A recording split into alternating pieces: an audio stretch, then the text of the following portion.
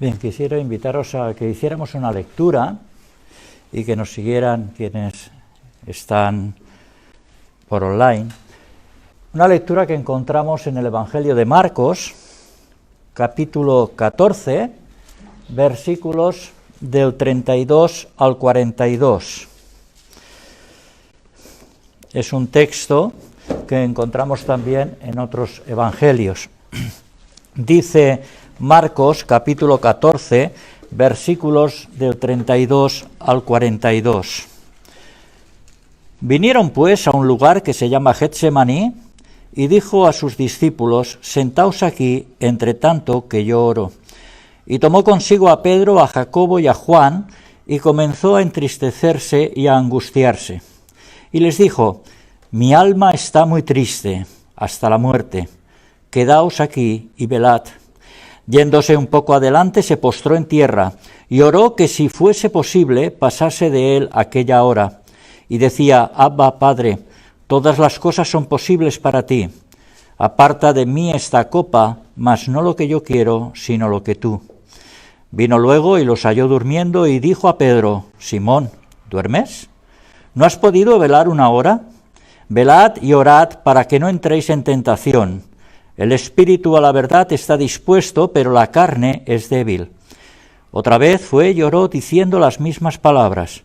Al volver, otra vez los halló durmiendo, porque los ojos de ellos estaban cargados de sueño, y no sabían qué responderle. Vino la tercera vez y les dijo: dormid ya y descansad, basta. La hora ha venido, he aquí el Hijo del Hombre es entregado en manos de los pecadores. Levantaos, vamos, he aquí se acerca el que me entrega. El sufrimiento es algo que va acompañando al ser humano, desde que Adán y Eva pecaron. Cuando desobedecieron a Dios, automáticamente el sufrimiento no les acompañó solamente a ellos, sino que afectó a toda la humanidad. Cuando leemos las Escrituras nos damos cuenta que esto es así. Si nos vamos a Noé, allí lo encontramos que tuvo que cargar con la burla de todos sus conciudadanos. Si nos acercamos a Moisés, con el chismorreo de su pueblo. Job, ¿qué podemos decir de él? Con la pérdida de todas sus pertenencias, de toda su familia, y encima teniendo que aguantar a 3 de sus amigos. Si nos acercamos al Nuevo Testamento, allí encontramos a Esteban, como es apedreado y dado muerte. Pablo, en su ministerio también lo quisieron matar, tuvo que huir muchas veces. Hubieron cristianos que fueron muertos en el circo romano, y si nos allegamos a lo que es la Inquisición española, allí encontramos que aquellas personas que no quisieron abandonar su fe fueron quemados en hogueras.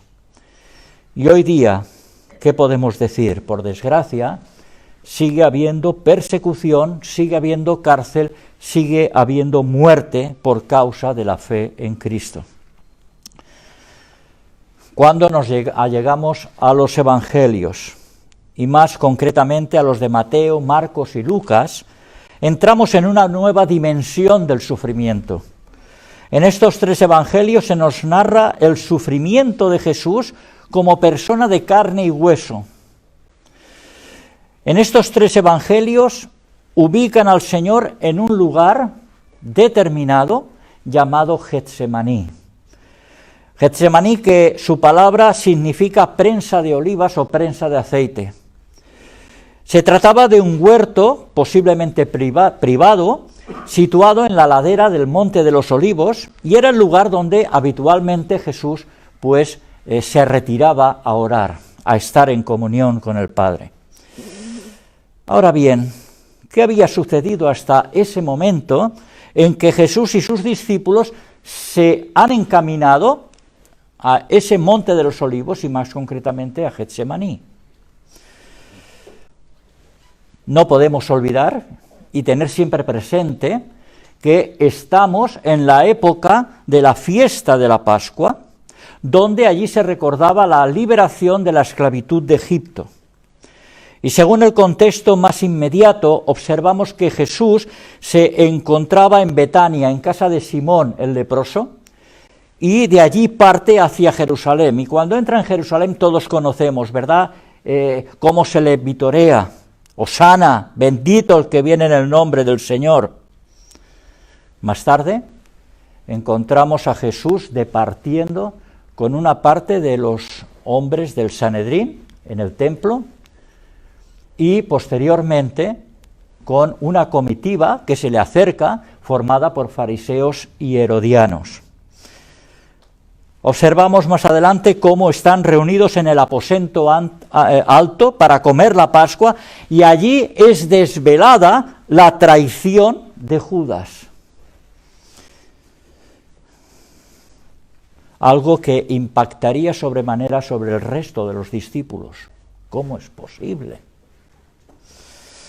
Por último, durante el camino al huerto de los olivos, Jesús anuncia la negación de Pedro. Como podemos ver, los acontecimientos se han ido produciendo en poquísimos días, en muy breve periodo, que más adelante se va a acelerar en horas, y Jesús es consciente que la hora de su sufrimiento está muy cerca. Después de todo esto, el Señor y sus discípulos llegan a Getsemaní, y el Señor coge a 3 de sus discípulos, Pedro, Juan y Jacobo, los mismos que estuvieron presentes en la transfiguración, y los lleva a un lugar aparte del resto, donde les pide que velen y oren. Jesús se aleja de ellos y se pone a orar al Padre en intimidad. Y en ese momento ya ha comenzado su lucha, una lucha desgarradora, donde está a flor de piel su humanidad. Y sabemos que el Señor es 100% divino y también 100% humano. Y estas dos naturalezas no se solapan. En otras palabras, la humanidad de Jesús no disminuyó en su divinidad, y su divinidad no hizo que Jesús era tan divino como Dios y tan humano como tú y como yo. La única diferencia, la única gran diferencia, es que Él era sin pecado. Y en el pasaje de Marcos que hemos leído, vemos a Dios encarnado en su forma humana, que empieza a enfrentarse a lo más horrendo que puede haber, que puede existir, y que nuestra mente no puede llegar a comprender en toda su profundidad. Y cuando leemos estos textos de Mateo, Marcos y Lucas, con toda su narrativa, comenzamos a darnos cuenta del costo de lo que es y representa nuestra salvación. Un costo que necesitamos conocer. Necesitamos conocer. Así pues, en este texto de Marcos encontramos varios aspectos a destacar, 3. Vamos a enumerar. En primer lugar, se observa el alcance de la agonía de Jesús. Nos dice el versículo 33 que «Y tomó consigo a Pedro, a Jacobo y a Juan, y comenzó a entristecerse y a angustiarse». Estas dos expresiones que utiliza el evangelista, entristecerse y angustiarse, encontramos que en el original la expresión primera de entristecerse está indicando un tremendo asombro ante la situación que se le estaba presentando. Y en cuanto a la palabra angustiarse, esta segunda expresión indica en el original un estado extremo de dolor. Pues bien, estas palabras ya nos están transmitiendo el sufrimiento por el que estaba pasando el Señor. Pero aquí no acaba la cosa, hay más.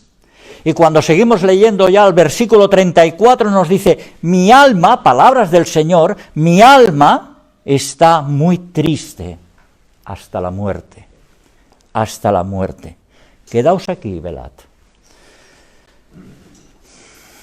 Marcos con esta expresión está describiendo aún más, si cabe, la intensidad de lo que está experimentando el Señor. Un grado de sufrimiento que ningún ser humano, como hemos dicho, ha experimentado ni va a poder experimentar nunca, jamás. Su alma está sufriendo una aflicción indecible e indescriptible. Y la palabra utilizada aquí es perilupos, periferia. Es decir, algo que rodea, que abruma hasta el punto que Jesús está rodeado profundamente por la tristeza. Era tal el sufrimiento de nuestro Señor que su vida física estaba en peligro de muerte. Y así se lo hace saber a los discípulos.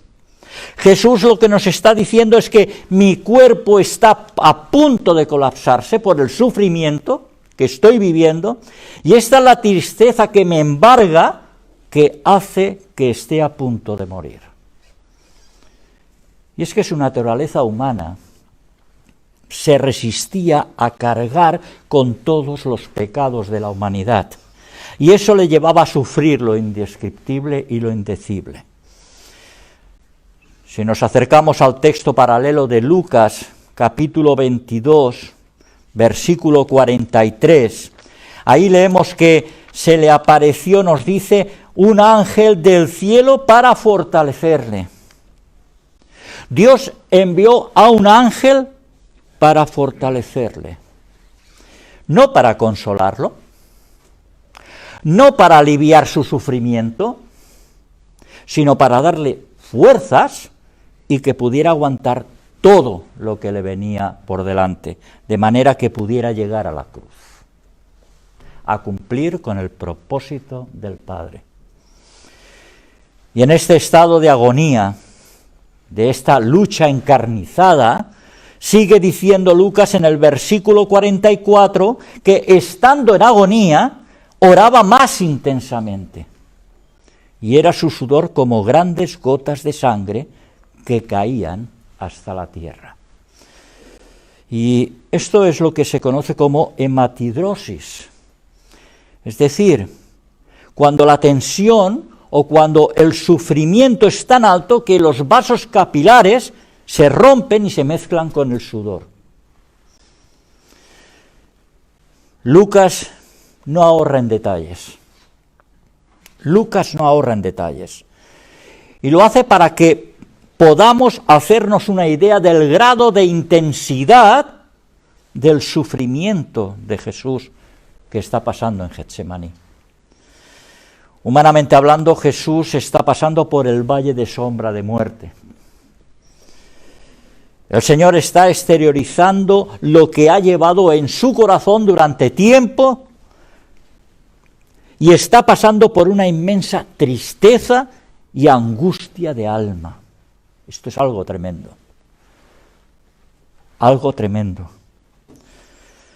Y en este trance Jesús está acompañado. Jesús está solo. Solo. Él había apartado a 3 de sus discípulos, Pedro, Juan y Jacobo. ¿Para qué? Para que le acompañasen en esos momentos de tristeza, de tribulación, de sufrimiento, y en cambio la soledad es su compañera.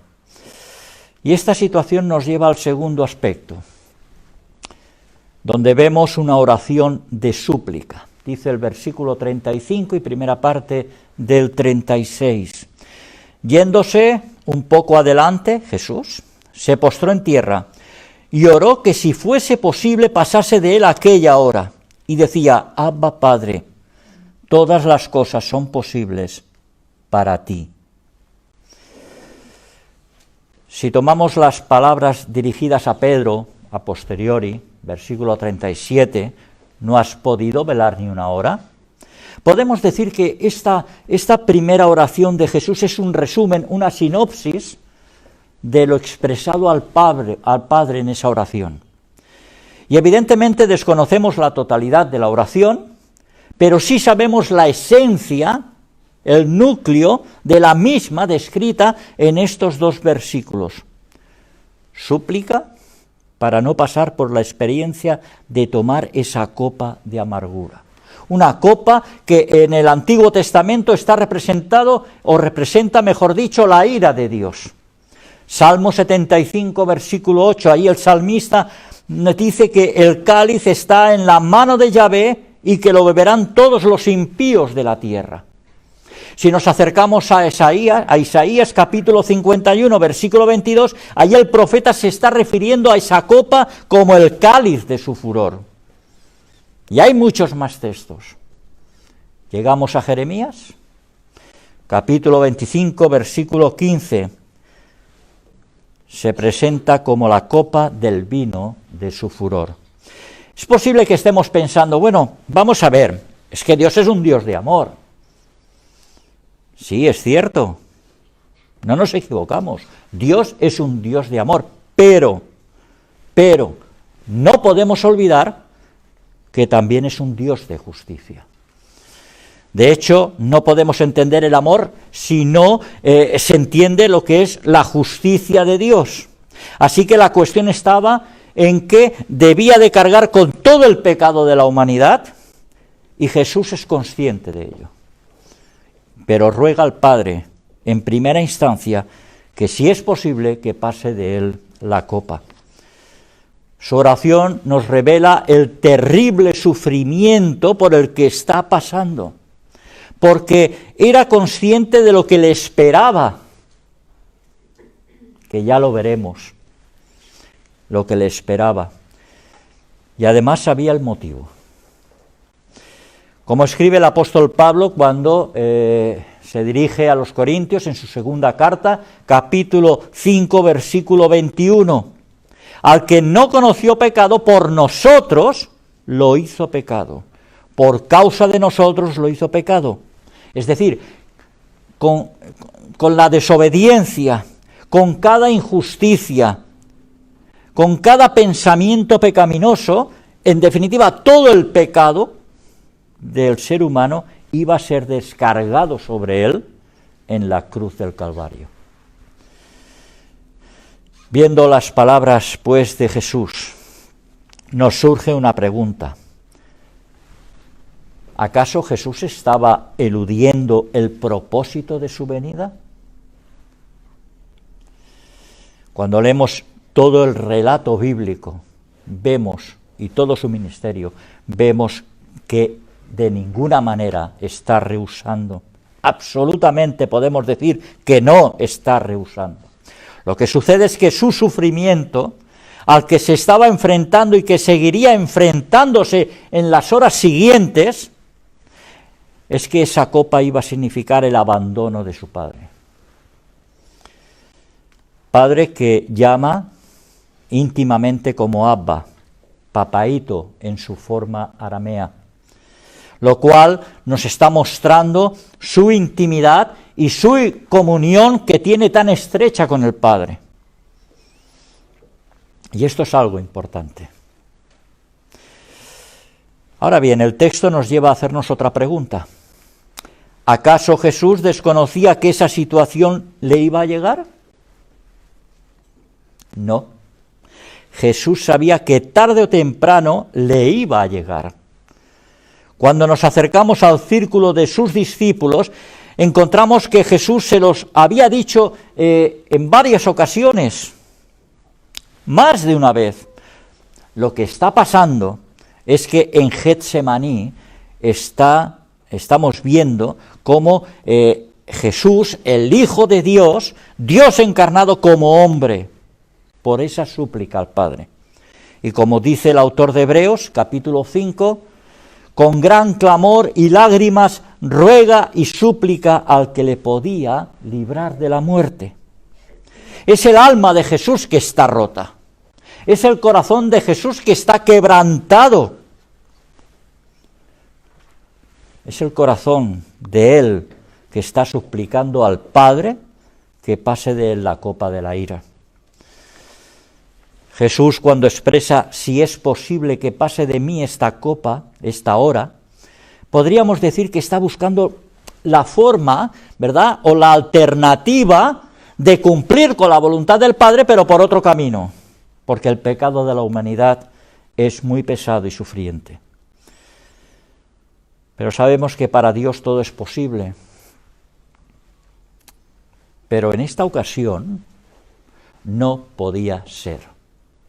No podía ser, porque para que Dios mostrara su misericordia, sin pasar por alto su justicia, Jesús, el Hijo de Dios, tenía que sufrir y ocupar la cruz, el lugar que toda la humanidad merecía. No había otra manera, no había otro camino, no había ningún otro atajo. Como alguien dijo, si Jesús no hubiera tomado esa copa de ira, el cielo se hubiera quedado solo y el infierno repleto. Por tanto, no hubiera habido salvación para nadie. ¿Hasta qué punto llega el amor del Padre y el amor del Hijo? ¿Hasta qué punto? Jesús tomó esa copa, cumpliendo así con la voluntad de Dios. Versículo 36, mas no lo que yo quiero, sino lo que tú. Jesús era consciente de lo que le esperaba, pero también era consciente de que tenía que llegar hasta la cruz para que pudiéramos, el ser humano, ser redimido, para que se pudiera ser reconciliado con Dios, de manera que su humillación se puso a disposición del Padre. En su condición de hombre, el deseo de Jesús era que pasase esa copa de amargura, pero al mismo tiempo aceptó la voluntad, la decisión de Dios. Su obediencia, pues, fue total. No fue una parte, no, fue total. Fue total. Y Pablo, escribiendo a la iglesia de Filipos, en Filipenses capítulo 2, versículo 8, dice estas palabras: y estando en la condición de hombre, se humilló a sí mismo, haciéndose obediente hasta la muerte y muerte de cruz. Pero nos surge otra pregunta. ¿Respondió Dios la oración de Jesús?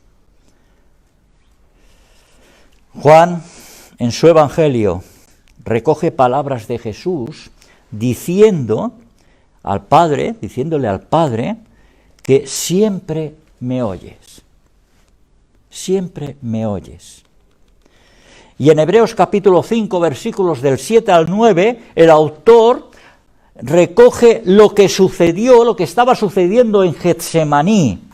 Y dice: y Cristo, en los días de su carne, ofreciendo ruegos y súplicas con gran clamor y lágrimas al que le podía librar de la muerte, fue oído a causa de su temor reverente. Y aunque era hijo, por lo que padeció, aprendió la obediencia, y habiendo sido perfeccionado, vino a ser autor de eterna salvación para todos los que le obedecen.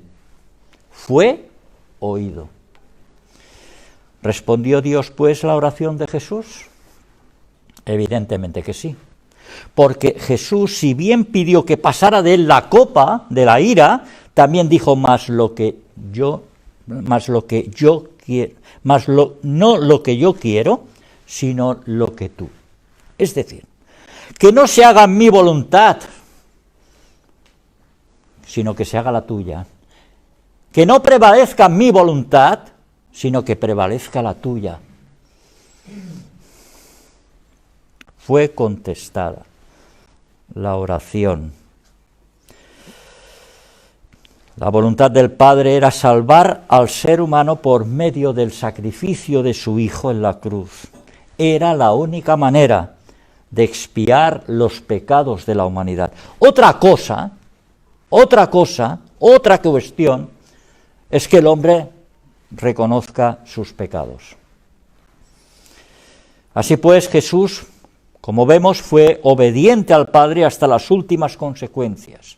Jesús derramó su corazón ante Dios, abrió su corazón ante Dios, y su oración fue contestada al darle la fortaleza necesaria para que pudiera proseguir en ese camino que le llevaba a la cruz.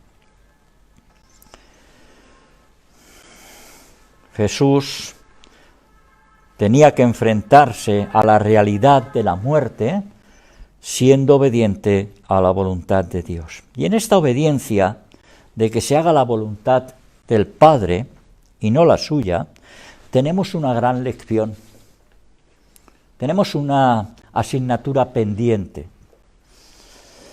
Porque queremos a veces que sea mi voluntad la que se haga, y esto es un error. Un error porque la actitud de Jesús, lo que nos enseña y que debemos de aprender, es que Dios no desea nunca lo malo, sino lo mejor para cada uno de sus hijos. Por eso que debemos de abandonar nuestra postura de mi voluntad. Y tenemos que ser sumisos y aprender a ser sumisos a Dios, porque Él sabe lo mejor que nos conviene. Por tanto, que no se haga mi voluntad, sino la tuya. Si bien se dirige a Pedro cuando se acerca a sus 3 discípulos, sus palabras van para los 3. ¿Qué causas han motivado que durmieran? ¿Ha sido el cansancio del día ajetreado que han tenido? ¿Ha sido tal vez la cena que han tomado? ¿Ha sido debido a la hora que era? ¿O la intranquilidad por lo que les había comunicado Jesús? Posiblemente la debilidad que sentían y la tensión vivida horas antes había hecho que el cansancio se apoderara de ellos. Como nos indica Lucas y Mateo capítulo 22, 45, los encontró durmiendo. ¿Por qué? Por causa de la tristeza.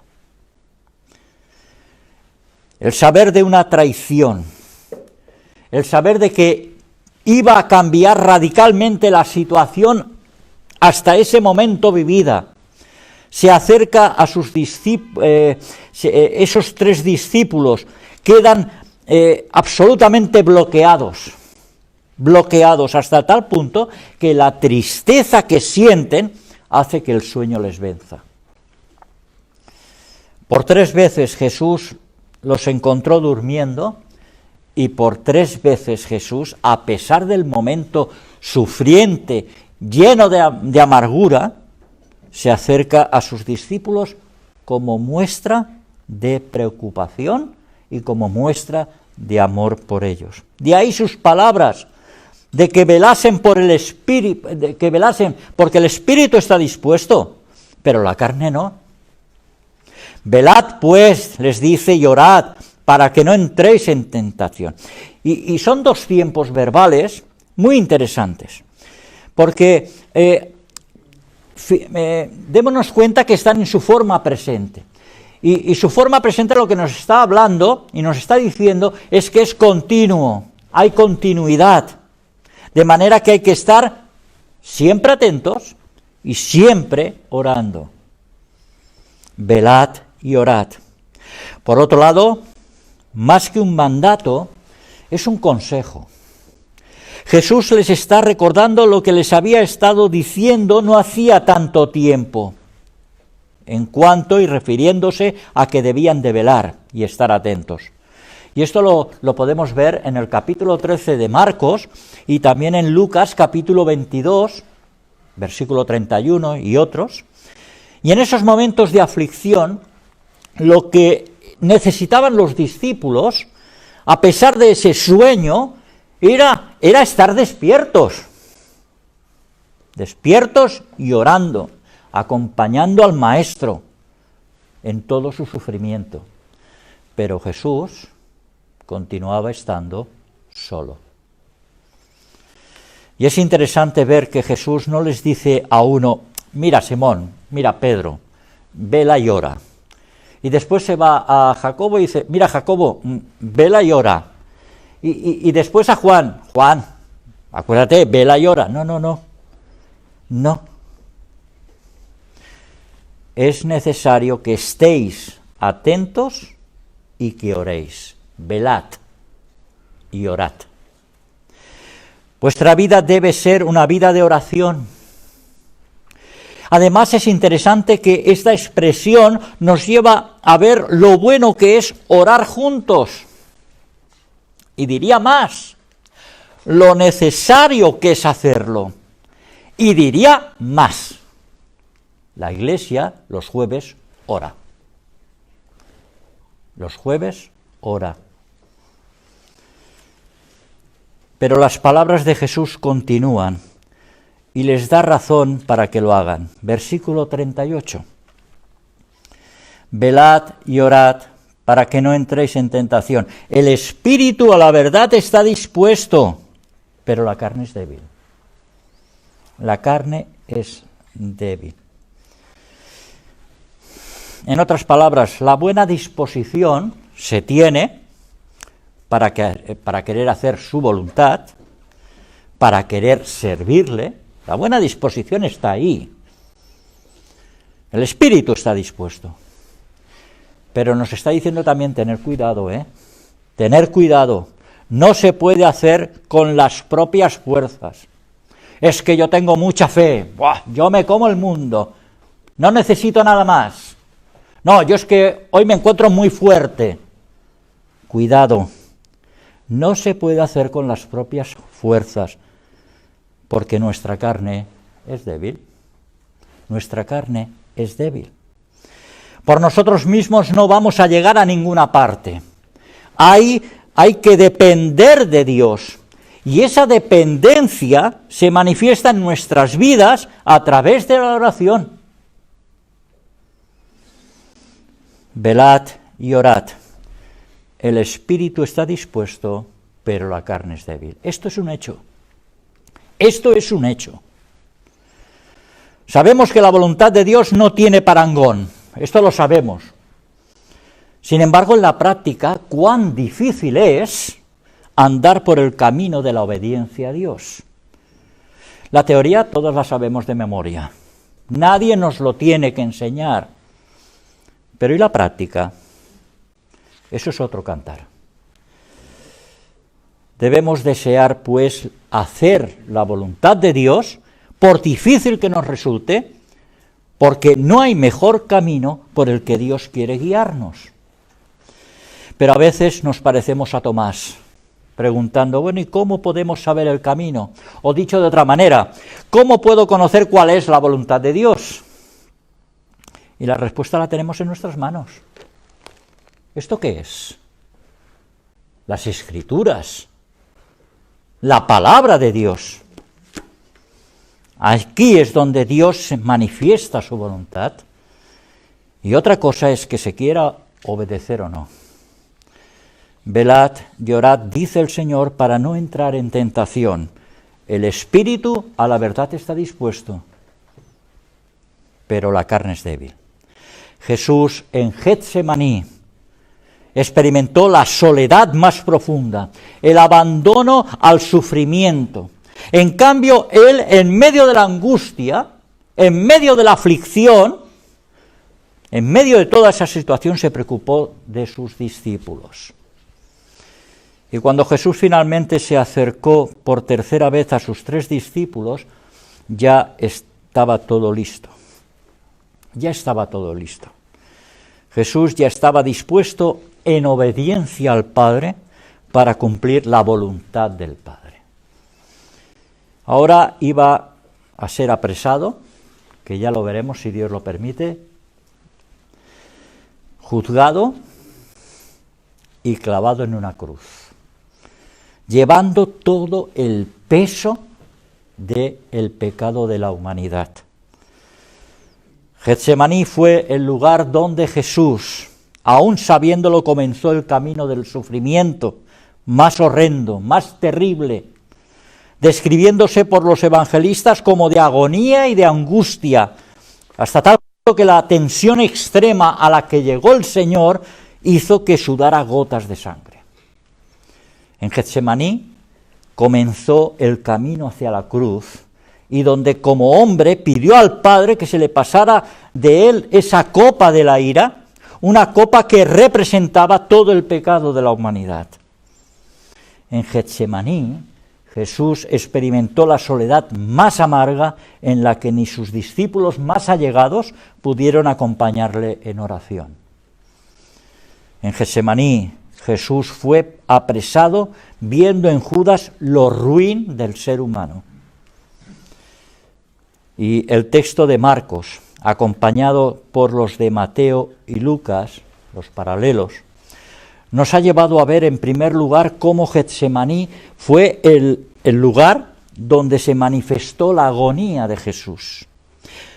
Cómo, en segundo lugar, Jesús en su sufrimiento suplicó al Padre que le pasara de él esa copa de la ira. Y por último, en tercer lugar, la actitud de sus discípulos frente al sufrimiento de Jesús obediente a la voluntad del Padre. Jesús, pues, acompañado de sus discípulos, se acercó a lo que sería su última visita al huerto de Getsemaní. Un lugar en el que se refugiaba en ocasiones, como hemos dicho al principio, para estar en comunión con el Padre, para estar a solas con el Padre, en intimidad, pero esta vez era para iniciar el camino a la cruz. Jesús insistió a sus discípulos a que velasen, a que orasen, y hoy la palabra de Dios nos está recordando que debemos velar y estar bien despiertos. Y orando, estando en comunión con el Señor, porque aunque el espíritu está dispuesto, la carne es débil. Que Él nos bendiga.